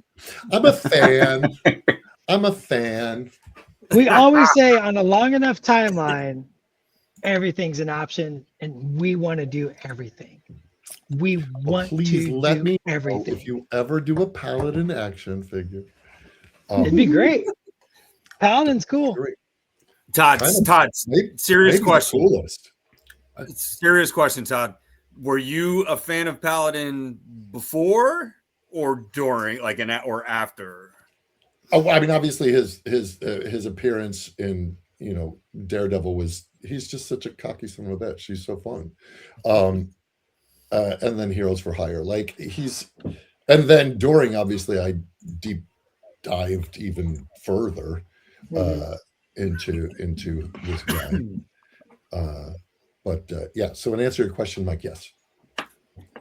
I tell you what would be fun though is to paint those minis on the brush off when they finally do get released. When they finally come out. And and you're welcome to join us, Todd. Just pick up a paintbrush. We'll do it.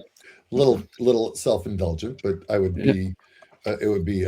People ask me often. They go, "Hey, would you ever do Star Trek Adventures?" I'm like, that's sort of like on a stream. I'm like, that's kind of putting my head up my own ass. But it's a little self-indulgent. I'm like, wow, you want to play Work, the RPG? That sounds like fun. But speaking of Star Trek games, Bill, look how I teed you up. Look how I teed you up. You are a dude. Again. I gotta go to a meeting. beadleandgrimms. Have a good New Year. Oh, you live in us, Dallas? Cheers, Dallas. I got a meeting to go to. It's still a work day for me.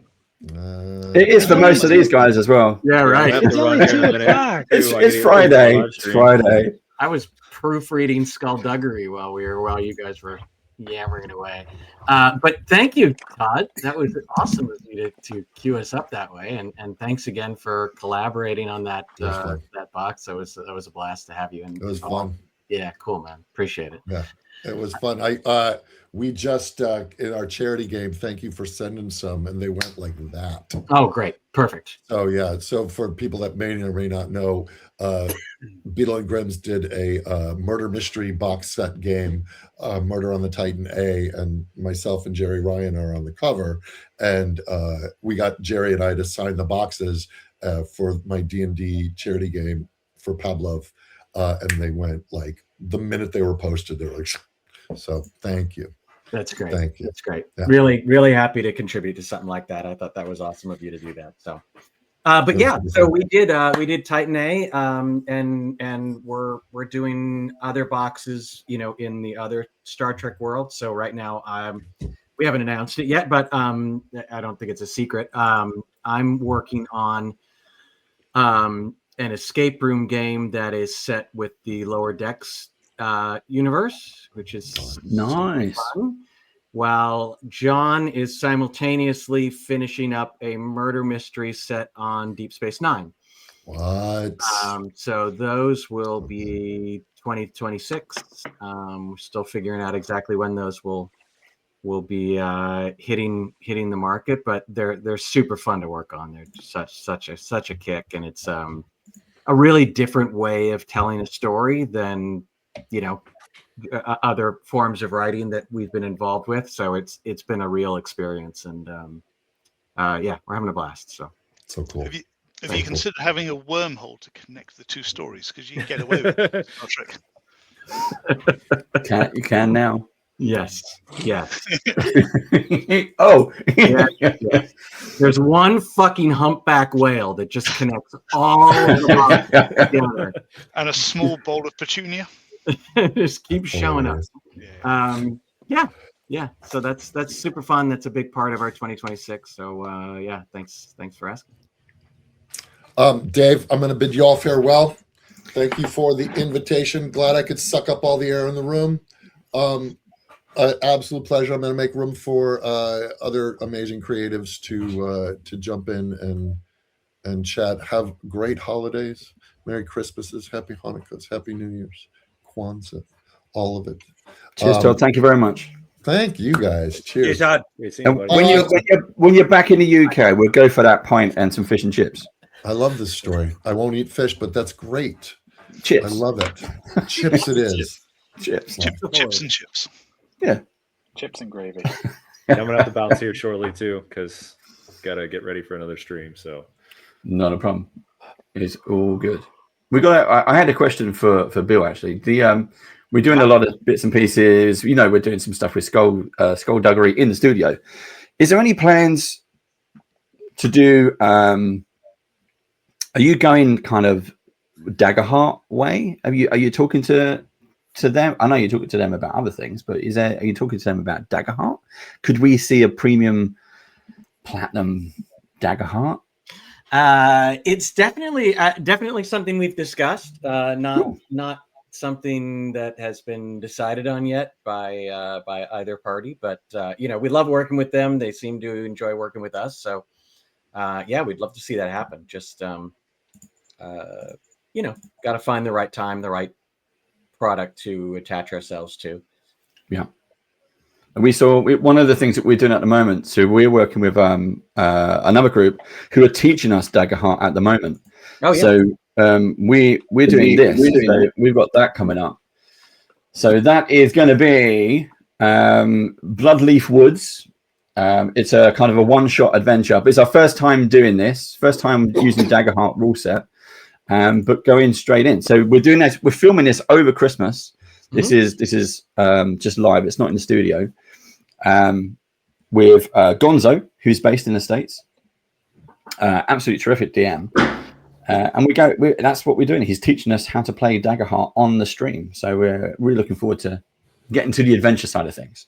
Wow, that's awesome. That's awesome. Yeah, I've played it a little bit. I saw Jasmine's group do a one shot here in LA. That was very cool to watch, and seems like a really really fun thing to play around with. So excited to see what you do with it. We might torture it. It might not be that good, but hey, we're learning. Don't say things like that. We're not going to torture it. We're going to have a great time. We're going to make friends and play games. Yeah. If it can't hold up to that sort of abuse, then it wasn't designed properly. I'm sure it'll do just fine. Going to play games and meet people. It's a lot of fun so far. It is a lot of fun so far. The character creation is really interesting. There's a few nice twists to it, actually. Yeah. We got Matt's back. We've got Jake in the house from Greywood Studio. So just in case you didn't recognize it, his backdrop there. He's in the studio. So let's see. Oh, that's not That's not me.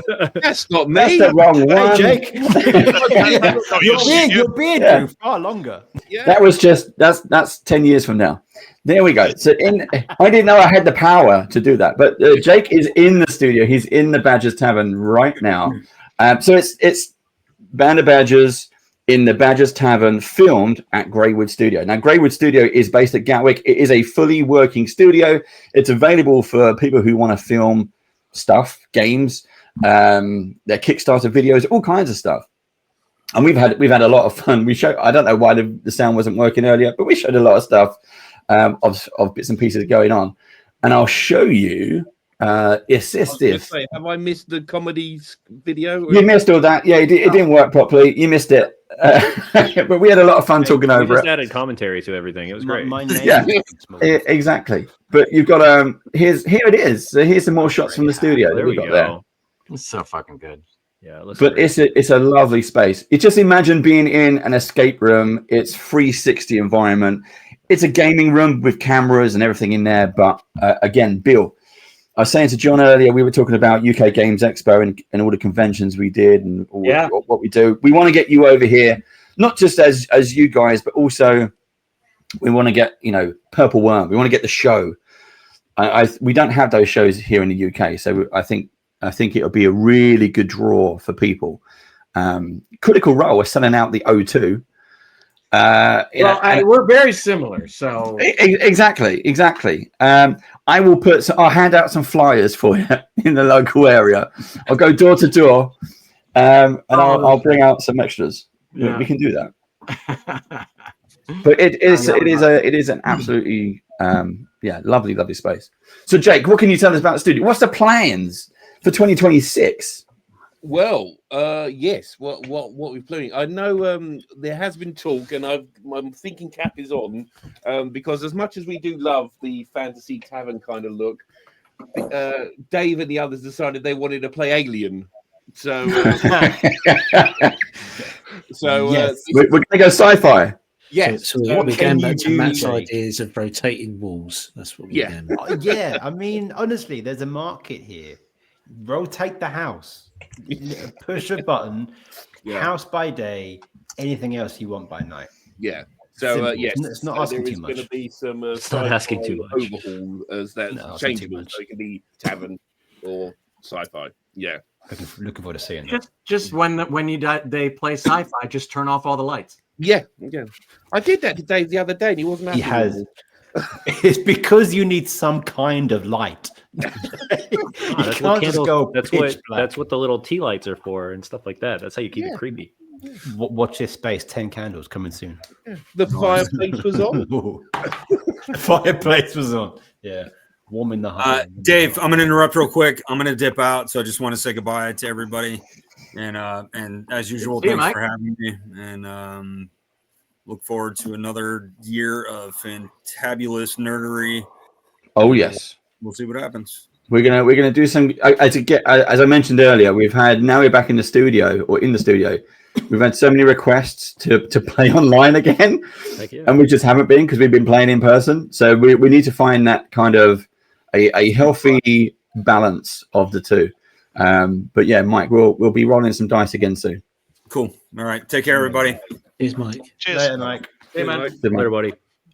Make me table. Yep. I think I'm gonna do the same thing then. So I'm gonna bail out as well. We've got Cheers, a World of Darkness stream kicking off in just a couple hours, so we'll be going to that. So fun. Have a good one, guys. Cheers, James. Nice to see you, James. I'm gonna go as well because I work weekends. So, oh no! I know. I thought I'd end on a sour note. That's the worst news ever. Not all fun and games. Sorry, Matt.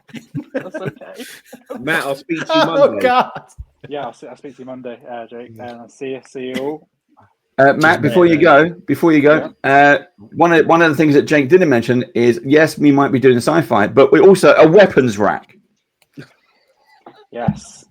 Just saying, we got a perfect home for the. Yeah. Unfortunately, Alex, so part of our team of 3 for our book is Alex, who's a professional prop maker. He's worked on a few things. He made the sword of our. I don't know if I'm allowed to say. Oh shit! Well, you didn't say it. You didn't say it. Right no problem. It's rumored. It's rumored. It's NDA. Yeah, he worked in a place far away. But, no Dave allowed. He's he made the replica of the sword of our boss, which I forgot to send a picture of, and I don't actually have. But at some point, I'm sure that and other ideas he has will appear in the Badger Tavern. Are you going to get your own sword? Are you going to get your own? You have to have your own copy of the sword that you wrote. I hope so. I mean, I haven't asked. I kind of assumed. I Assume assume it's it's happening. happening. In case you get a no. Or it'll turn up and it'll be very, very small. Yeah. It was David J. You saw it. It was life-size, two-handed. Yeah. Yeah. It is a beautiful sword. It really is. Yeah. So He was supposed to be making a lightsaber, but he was making swords instead. Yeah, we don't know that though, do we? No. I don't know. I'm not here. That is the right. Yeah. Where am I? I'm not meant to be here. I'm going to have to go. He's going to exit stage left. There you go. Yes. Anyway, thanks for having me on, guys. See you all soon. Happy festive season. Cheers, Matt. Bye. Cheers, Matt. Bill, I've got a question for you that I don't think you picked up on, and if you did, you ignored it. So I'm going to say it out loud, so you can't ignore it. When are you going to make an NPC named Kingsman? When are we going to? Sorry, what? Make an NPC named Kingsman. I don't even. This is Dave's go-to character. He's committed to it for years, and I'm talking about potentially at this point. I mean, decades. Yeah. When is this? When is this Kingsman going to feature in one of your books? Oh well. I recommend that question. Do you? Damn. I mean, now that you've said it, I have to do it. Oh no. Well, we've. I mean, this probably isn't the way he wants to be introduced, but we are starting work on the next Purple Worm book. So, I could bring him in there, but it'll be a very short. That is true. I'm sure he'll take it. It's got a better ring to it than Glitching Badger. So take Dave. We have the Purple Worm. I don't have a picture of it, but if you have a copy of the book there, Bill. But me and Steve got to edit it, which was great. We got to be editors in that book. That was cool. And absolutely loved it. There we go. That's the alt cover, which I'm very proud of. Everybody, I love that. Everybody does. Yeah. Very, very nice. Yeah, thank you for doing that, and we will definitely be calling you for similar work experience next time around because it was super helpful. Cool. We're enjoying Skullduggery at the moment. We've yeah, God. Yeah. So John gave me all the missions. So we've played mission 1 so far because we recorded the session, we recorded the feedback and everything else at the studio. So it looks really nice. It's fantastic. And then I told John at the end of the first mission, literally on the steps of the temple, it was basically a TPK. Yeah. So we're waiting to. Oh shit! Why did I bother to write chapter 2? Yeah, but I don't think it's a mechanical fault. I think it's the player's fault. That way, your hang fault. on, don't blame the player. I mean, it's like it was your dice's fault, Dave. It was your dice rolling that killed them. My dice rolls were incredible. You had 3 nat 20s in No, last more. encounter alone. In the last encounter, alone, I had about 6, 7, 8 net 20s. Yeah, it was over the course of the game. There was plenty, but it was 3 in one encounter. There's the name of the next book. Kingsman cures everyone. Yeah. That's a Purple Worm adventure out there. That's we shoehorn Kingsman into the B&G universe. Yeah. Can I give too much away about our playtest session in the sense of race? Am I allowed to say that or not? Yeah. Okay. You have Bill's consent. Absolutely fantastic. It has by far been the most fun race to play to date. Which one were you playing? The Watcher. Oh, awesome. and I've done it. I have not done it justice. I'm slightest. I have gone for complete newborn. What is this world? But honestly, it is so fun, and I know that Steve wanted to play it, and I'm so sorry, Steve, that I butchered it. But I've had a great time. Well, I mean, if you all died, Steve can play the next one. Steve can no. No, you're talking about Not okay. Oh, that's great. I'm really glad. I mean, if you're having fun, you're doing it right. So what the fuck? Yeah, it's kind of Exactly. like the skullduggery, the races. It's kind of, I said it in the chat a minute ago. It's kind of like I didn't know it was missing, but now it's here. I'm like, oh my god, that was just missing. That whole scene was missing. That steampunkish kind of vibe, and yeah, no, it's great. So thanks for letting us play with that one. It was very fun to watch you guys all die. It was quite.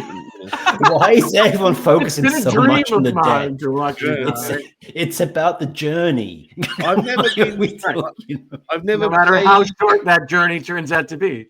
Yeah, exactly. I've never witnessed a total party annihilation before, so it was an education for me as well as a player. Goodness me, so, we are only unconscious. Okay, unconscious forever. Yeah. No one has yet mentioned the word dead. We are unconscious. We're near a temple or some kind of chapel. There are people nearby. It's fine. It's fine. I can't remember. Did your party have a healer? No. We was the least optimized party in the world because we all just looked at the book and goes, I want to play that one. Didn't talk to each other. Just went, I want to play that one.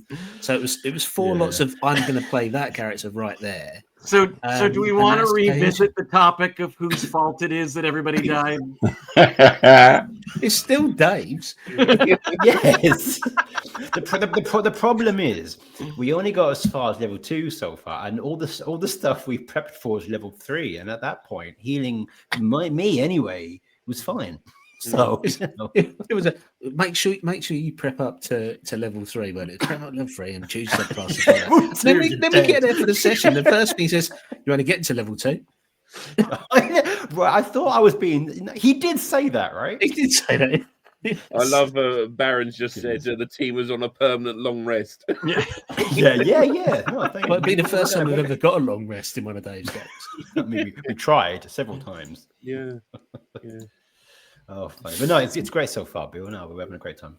Good. It wasn't supposed to be Purple Worm 2 or anything like that then. It wasn't meant to be, but once you're in that mindset, maybe it's just kind of bleeding over. It was late. It was past midnight. I'm rolling that 20s, and I'm like, fuck it, go home. The thing is, this is spoilers for you at this point, Bill. I think he rolled like 6. It was insane. It was 3 just in that last fight alone. It was a hell of a lot.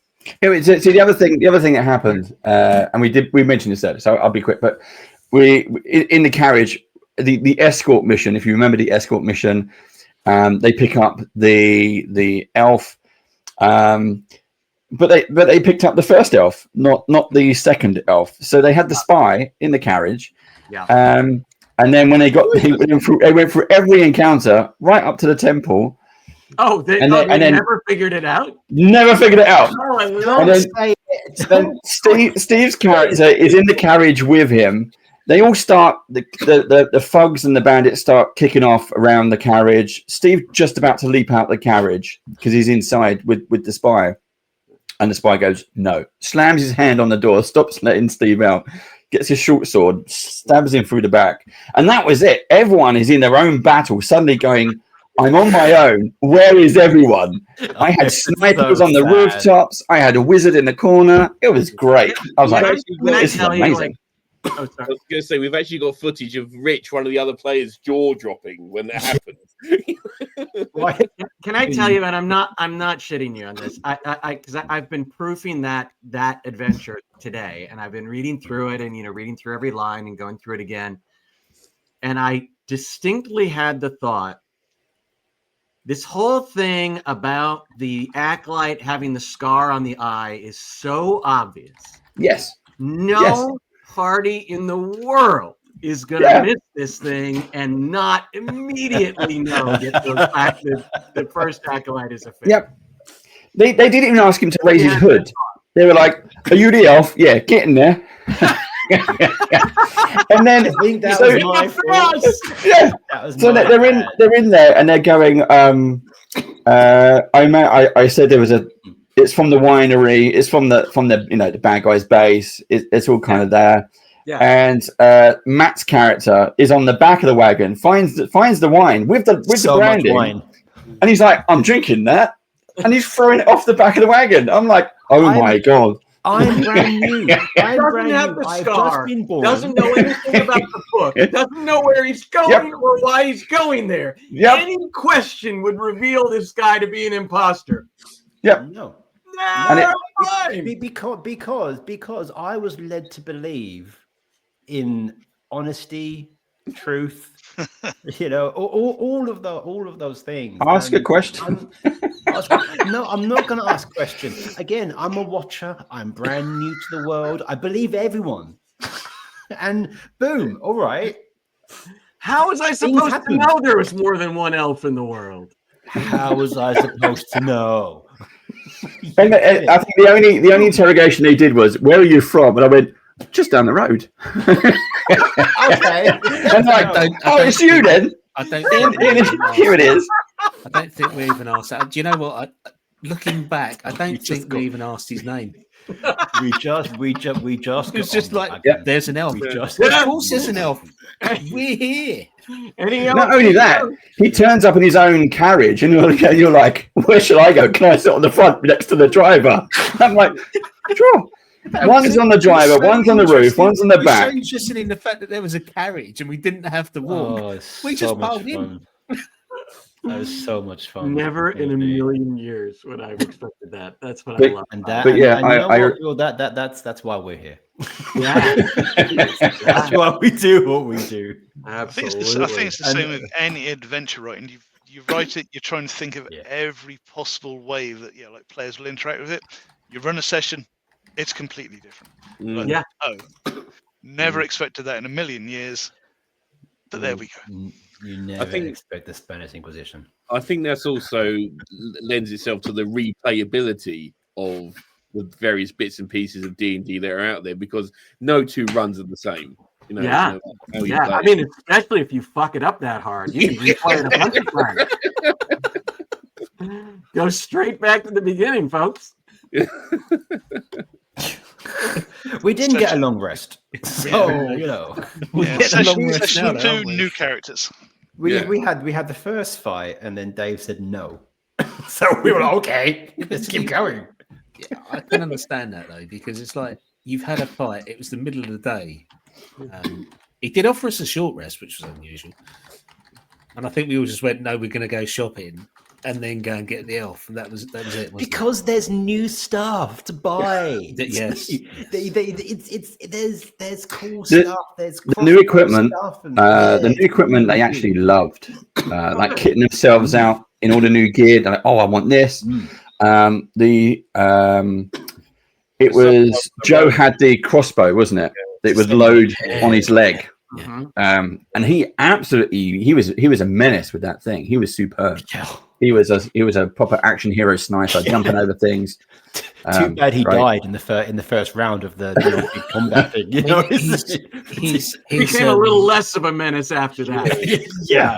I think his only goal with that character was getting enough money so he could have the tactical sling, so he could run around, then just drop the crossbow and still have stuff to grab with two hands. Yeah.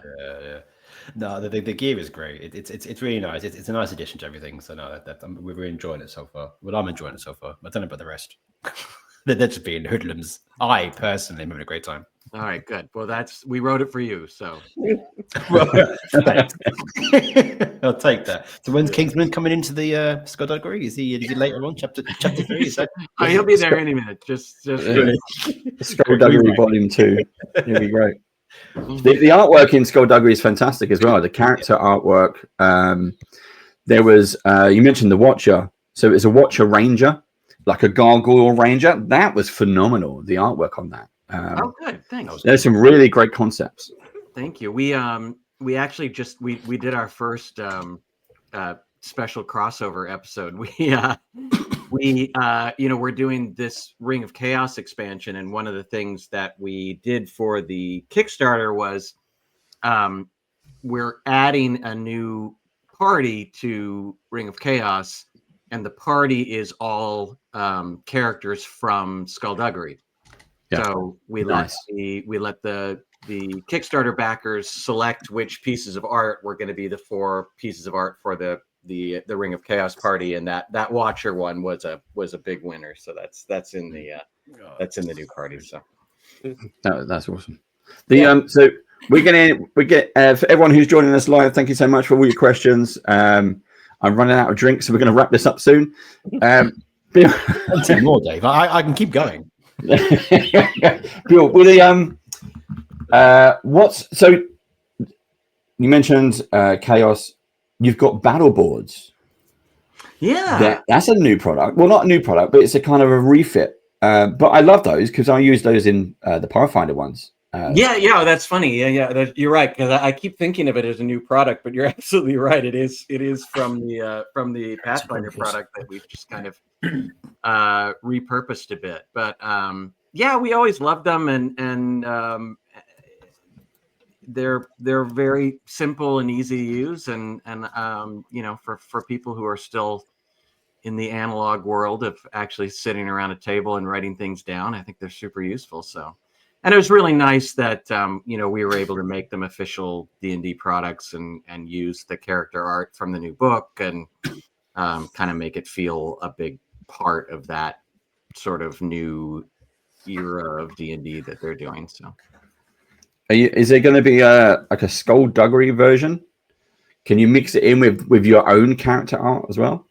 Absolutely. No reason why we can't. So we'd love to see that. We'd love to see we started out with the sort of core 4 classes, and we're going to see how those do, and if they're popular and people are interested in them, then we'll keep adding things, and we could definitely start doing our own stuff as well. Cool. Dave, I've got a quick question, and this is for you for a change. Now, we do a lot of Beadle and Grimms, which is fantastic. They often give us lots of things to play test. Matt, he joined us over in the Haven. Had a great time with you there, Matt. But Dave, can you give us anything for the next year for badges? Can you give any kind of scoop for a change? Or so it comes back to conventions again. We were talking about this near the start. We've got welcome to Wayne and Dungeon Crate. Wayne, come on in. He's just said hi on chat. So one of the things we're trying to do is UK Games Expo, because we learned a lot of lessons at Gen Con when we was out there early in the year. We want to bring some of that ourselves to UK. So we are looking at getting our own private gaming room. So where we can have various partnerships, for example, Beadle and Grimm, Loki battle mats, battle systems, whatever things we can do to put onto our gaming table in that room. Players will be able to play with us. You'll be able to have me, Steve, or Matt as your DM playing one adventure per day.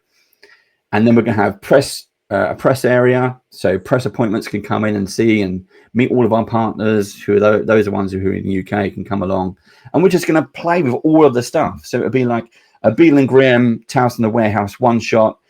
We're going to dress up the terrain. We're going to have the mats from Loki. We're going to have the terrain houses from Battle Systems. That's the plan. I haven't pulled it off yet, but that is the plan. For 4 days, the Badgers live playhouse is going to be it. So because we're not actors, we're not presenters, so being on stage won't do anyone any good. They definitely don't want to hear me for 4 hours. But in a gaming room, bring it on. That's we can do it. Gold exists. I think it'll be great. Exactly. I can pull off one hell of a goblin, so we're set, Dave. We're good. Goblin. We can do it. Wayne is just there. I'm going to see if I can get this over to Wayne. Oh, it's Wayne. Go on, Steve. You took me by surprise there. Steve, do something. Dance. Go on, Steve. I'm trying to send you some stuff, Wayne. Hold on.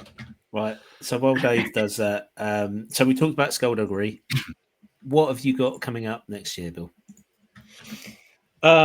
What's coming up next year?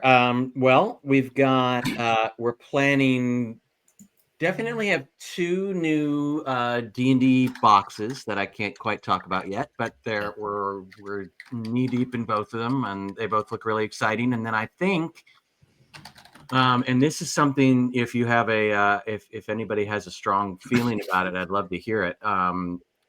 We'd like to go back and re-release one of the boxes that we've done previously, whether that ends up being Waterdeep or Rime of the Frost Maiden, or who knows. But go back and re-release one of the ones that we haven't had on sale for a while. So that'll be fun, and then we'll see. I mean, the plan for a while has been for us to create. Skullduggery was sort of our first step into creating our own content. Yeah. The next step is supposed to be for us to create our own setting and world, as well as just a story. So that's a big leap. I think if you're going to do it properly, it requires a lot. You've got to create a lot of source material and a lot of new monsters and equipment, and you've got to come up with something that feels different enough that it'll entice people to give it a shot. Yeah. So we have 2 different sort of ideas for that are in development right now, and we're pretty excited about both of them. The hope is that we can get one of them out at least into a Kickstarter setting by the end of 2026. Right. So if that ends up, if we, right now we're sort of building towards that. If we end up really committing to that, that's going to take an enormous amount of time and resources and energy. If only you had a band of badgers to help. Yeah, I wonder. If there's a small corner of your own world that somewhere dark, mysterious, again, we'd love to give it a try. Yeah. And, Bill, we have a tavern, so just put us anywhere, and we'll just sit there. If you are I'll stop plugging that now. One of the roll the boxes, and Ghost of Saltmarsh gets my vote. Hello. Oh yeah. Oh great. Oh good. Thank you. Appreciate that. We can definitely do that. We got Wayne, who's in the shop at the moment. Wow, I appreciate the ears. I appreciate it greatly. Yes. Let me see. Oh, wait. Here, this is for you guys. This is there we go. Because I know all of you have been naughty this year, but in a good way. That compass away. Yeah. We got a bunch of stuff going on tonight, but I saw you guys were on. I'm like, oh my gosh, I don't have any whiskey. I'm scrambling around, and I'm like, neither do I. It's past 1 o'clock, drinking time.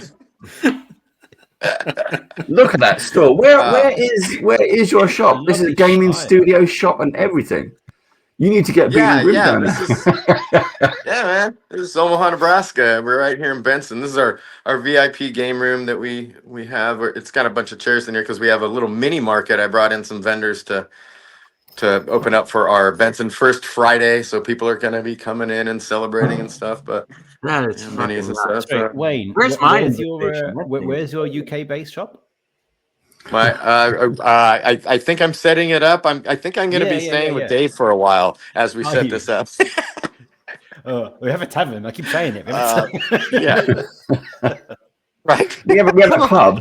It doesn't have rooms, so it's a pub, not an inn. There you go. Hey, I can keep my house out. We can cater for people staying over. Yeah, that would be fun. If you can just fit a keg, then that'd be great. Right. Oh shoot, I never thought about that. We're turning this room into a tavern, so it's like standard tavern thing. Right now I have banners, but we're gonna have to paint and craft, and drink. I'll send you Jake. He's good at this. If you want any help, Wayne, I'm here. All right, I'm on my way. Don't get too close. Leave your friend behind. After Christmas. Leave your friend behind. Very nice. Don't touch it.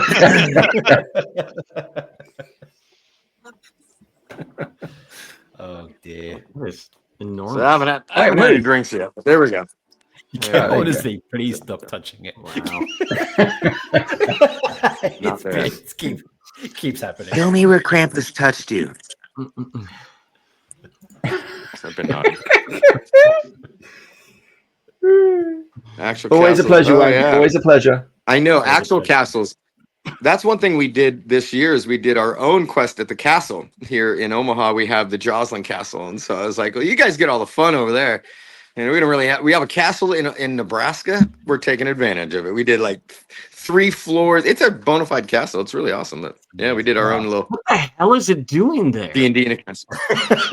You know what? They have them all over. I don't know what they were defending or whatever, but Yeah, right? It's a legit thing.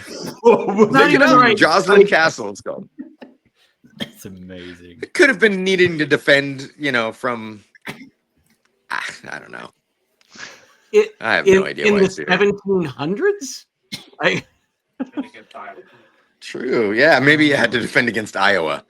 They keep trying to press their borders. That's fair. I don't know what our castles are doing, to be honest with you. We've got so many of them now. I'm just like, yeah, the Vikings defense. That's what it was. Saxon versus everything else. Yeah. Jeez. Now they're for D&D. Now they're for D&D. Yes. It looks like I've just googled it. It looks like Lex Luthor's manor from Smallville. Really? Maybe that's where. Maybe it actually is. Maybe that's where they filmed it. It just took his photo. Where do you think my secret lair is? That's where Wayne is right now. Not so secret anymore. I know. Oh, shoot. Forgot are we live? That's weird. Son of a bitch. Yes, we are. Please do not swear.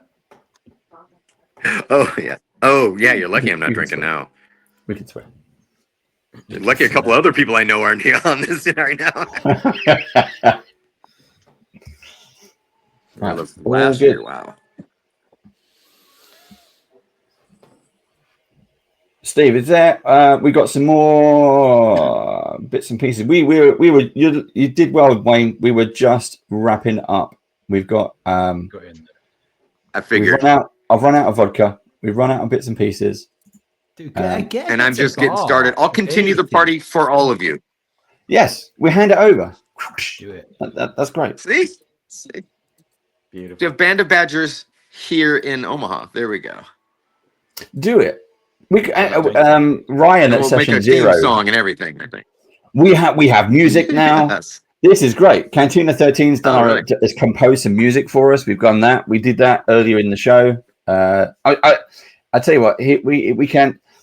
Bill, you didn't see this. Jake, you didn't see this. Matt, both of you Matts, you saw this, but none of you have. So listen, but also watch because we've got a big flavor for Beadle and Grimm. This is our Vecna end credits, but the music was composed by Cantina 13 for us.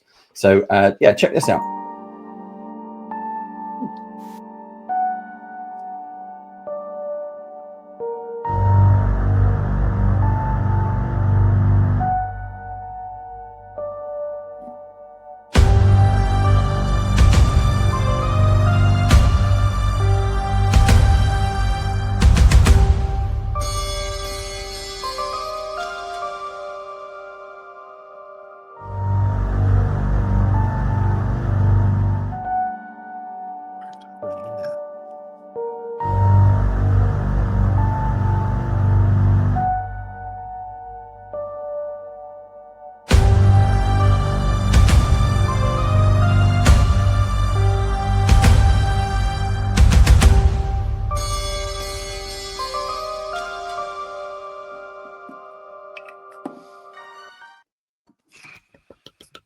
Ooh. Very good. Sweet, man. Very good. We've had a lot of stuff with that. Yes. A lot of play, a lot of fun.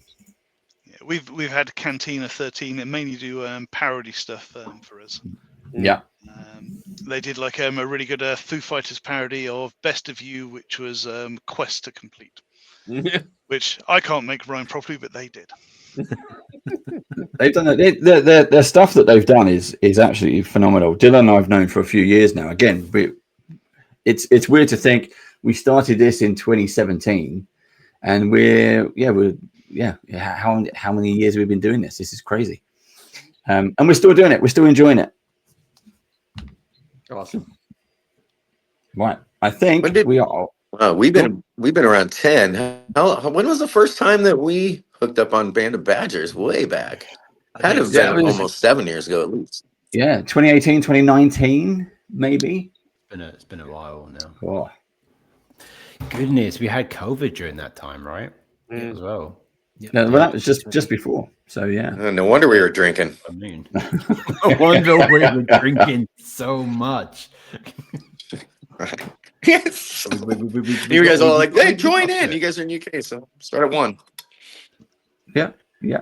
Revolution Right. of the online We are, for everyone who's joined us for the stream, thank you so much. It's lovely to see everyone. For all the guests who have been on, I have a whole list of guests. You know who you are. Thank you so much for doing it.